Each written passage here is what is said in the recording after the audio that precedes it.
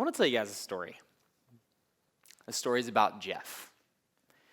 Jeff, from a young age, really was pretty familiar with two feelings: loneliness and never being in control.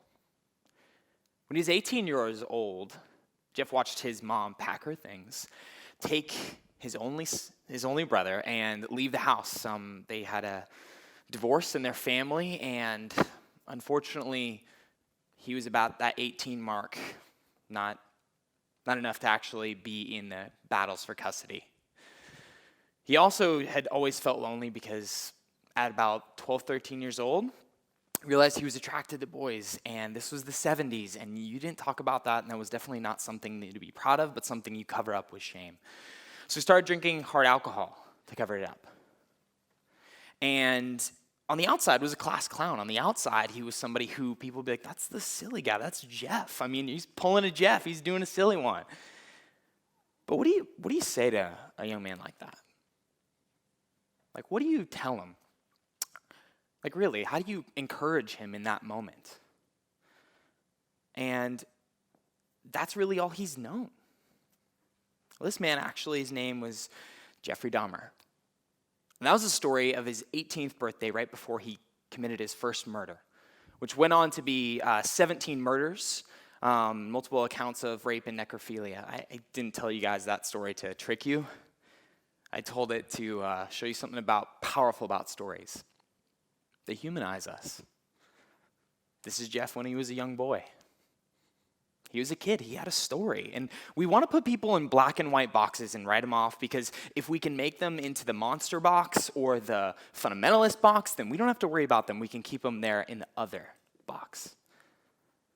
But stories do something powerful. They force us to humanize people.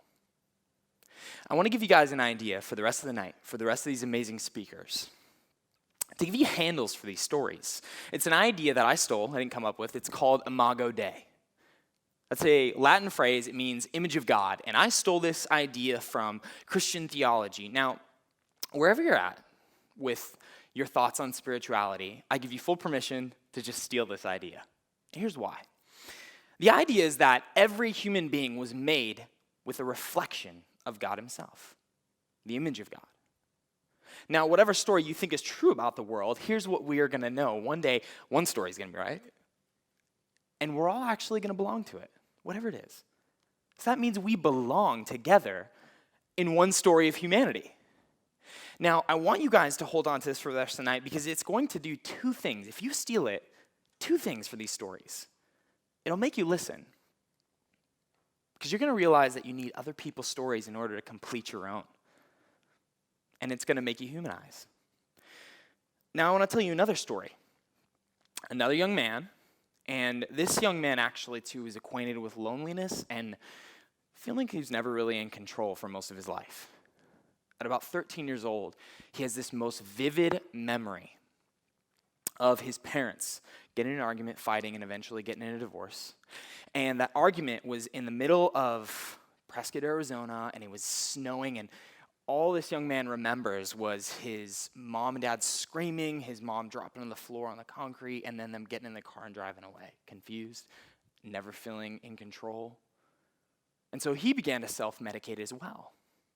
He began to take a turn where he really never felt like anybody would understand who he is. Even though on the outside was a silly class clown and people would have said they liked him, this young man on the inside had a lot of brokenness. But this young man actually didn't take a turn for the worse, because he began to tell his own story to other people and began to listen to other people's story. There's really nothing more helpful than looking at someone and having them tell you after hearing your story and say, yeah, me too. I've been through that. That story is my story. That's how I know it didn't take a turn for the worse. And the key things in those moments was I told my story and I listened to other people's stories. And remember the analogy of the reflection, the image of God idea.